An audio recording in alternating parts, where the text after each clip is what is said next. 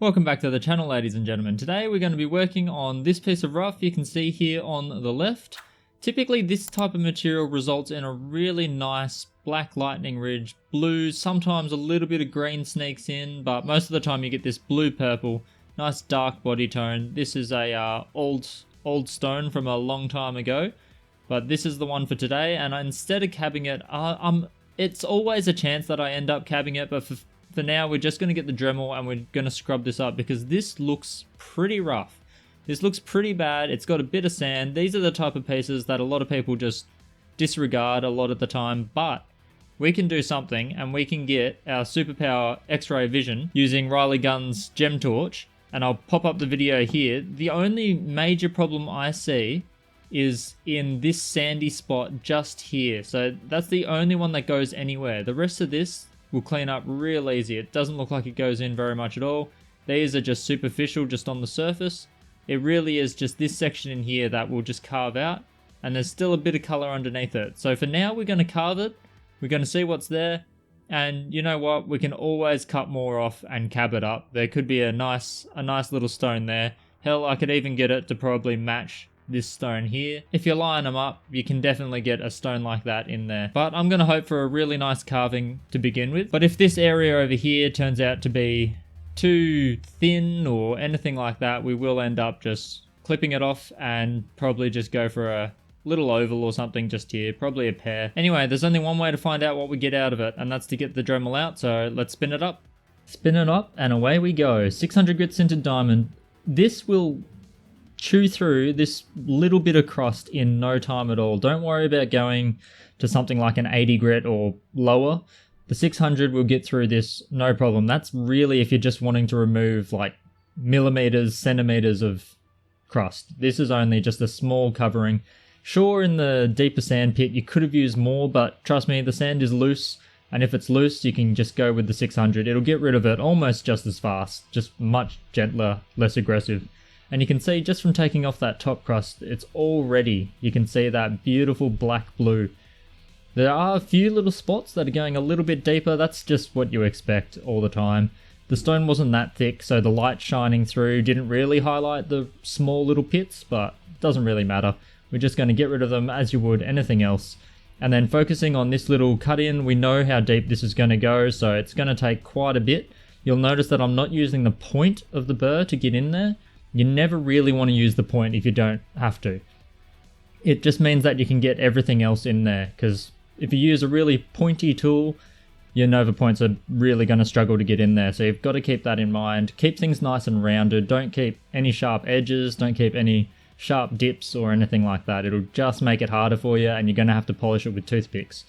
And it can be done, but it's not a huge amount of fun.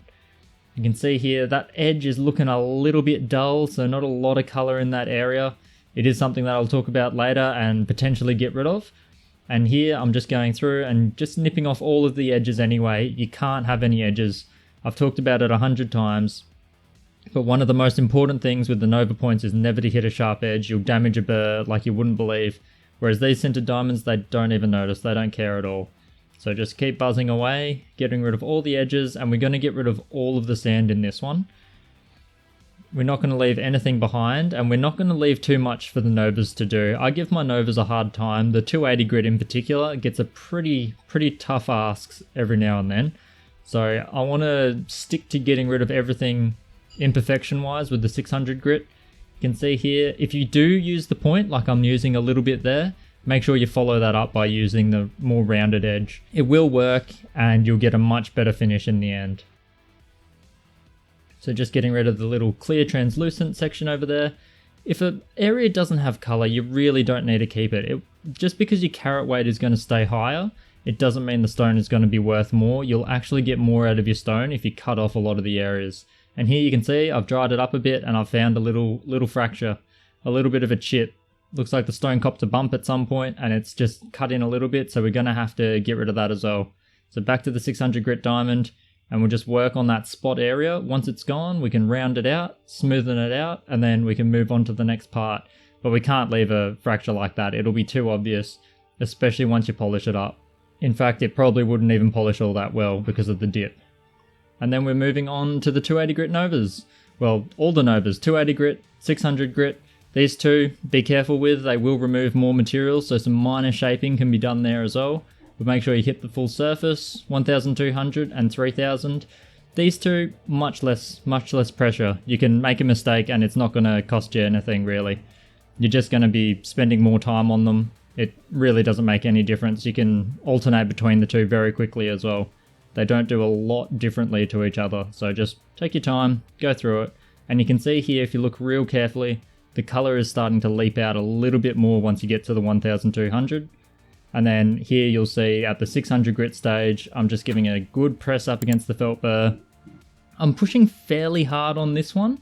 There's no real reason why I'm pushing so hard, it was just the way I was gripping the stone. Typically you don't need to press very hard at all, and you can see here it's a really thin mixture of cerium oxide and water. And the burr is not the perfect shape for it, but just rub away, you'll get into all the nooks and crannies. Alright, we're at the end of that journey. Now I haven't given it the best finish, and that is because I'm tossing up between two ideas. I'm thinking of slicing it from the center of this point right down to the bottom here, and cutting two ovals out of this stone. I'm also looking at, potentially, it might be easier to see looking at the back, cutting it into a love heart shape. I've even got love heart stencils somewhere if I can dig them up.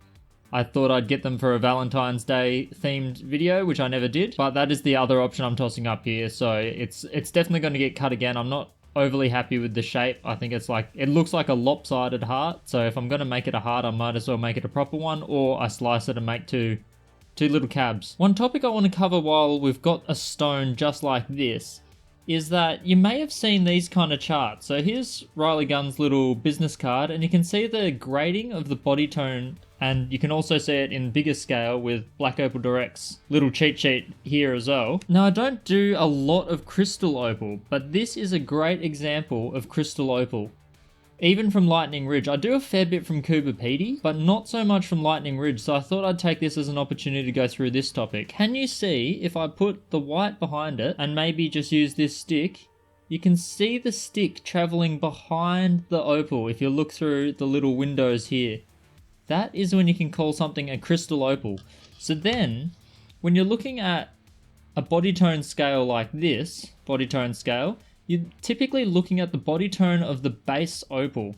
So where the color sits, what is the color around it? Is it more of a black? Is it more of a gray? Is it more of a white? Now, in the case of crystal opal, with Cooper Pedy opal, it's typically very transparent.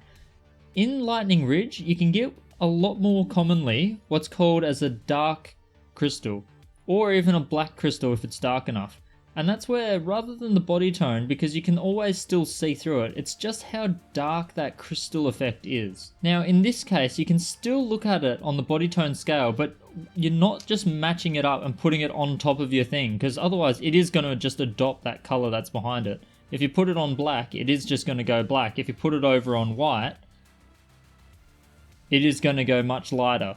So what you do is you put it on something like the light, or just hold it up in your hands, looking through it, and you just kind of want to match this with the tone back here. No matter what though, I tend not to call crystal opal black crystal opal, I just call it dark or light. It's just a bit of an exception to the rule, and yeah, I don't like to use the whole body tone scale much on the crystal opal at all.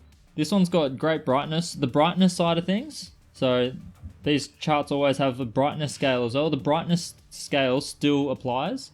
You're still looking at the play of color, all that grading is exactly the same. It's just that the body tone, you are always going to have that little window effect that goes all the way through to the back.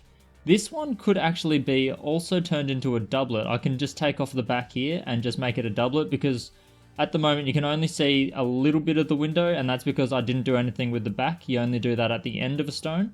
And you can see that's the little window there that we're looking through, and you can see it through here as well when my finger passes through. When you're grading opal, make sure that you're not looking at this and then matching that to the body tone scale. So you're not looking at the potch on the back of the stone. You're looking at the body tone of the face of the stone. That's a really important thing that a lot of people get tripped up on. So yeah, just wanted to cover that with this opal. It's a great example. The other thing to talk about as well, I don't know if it's going to be able to be shown off all that well. I had a crack during the cutting process that we got rid of just over here somewhere. But what you can see in this stone as well are potch lines. So that's where during the formation of the opal, something must have happened. It might have shifted, it might have cracked, and then it's filled back in and then resealed with a bit of a silica. It doesn't make the stone typically that weak, but I have had times where it has cracked along those kind of potch lines. So I don't think it is as strong as a solid uncracked opal, but it's also definitely not a crack, so don't worry about it too much when you see it. I've had times when it's cracked along that potch line. I've had times where it's cracked alongside the potch line and not through the actual potch line, so I'm not 100% sure which is stronger. I would imagine the potch line, even when fully healed and sealed, is still probably a weaker point just because it is an interface. All in all, this little opal's turned out okay. It's still got the colour and brightness, it's just I don't know what shape I'm going to cut it in the end. Or whether I'm going to make it a doublet or not, because it is a crystal. But anyway, it'll be back on the channel most likely, and I will see you in that video. Catch you around, have a good fun time carving, and I'll see you in the next one.